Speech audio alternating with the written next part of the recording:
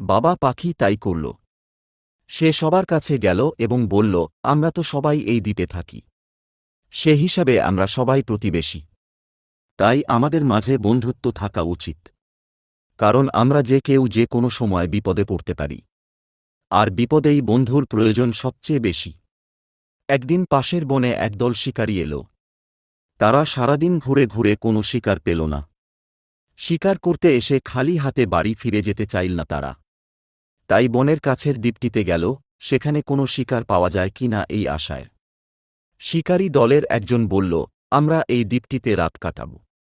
আর সকালে দেখব এখানে কোনো শিকার পাওয়া যায় কি না। যেই কথা সেই কাজ। তারা সেখানে তাঁবু গাড়ল, বিছানা পাতল এবং ঘুমানোর জন্য শুয়ে পড়ল। শিকারীদের তাঁবুটি ছিল বাজপাখিরা যে গাছটায় থাকে ঠিক তার নিচেই। দ্বীপটিতে ছিল প্রচুর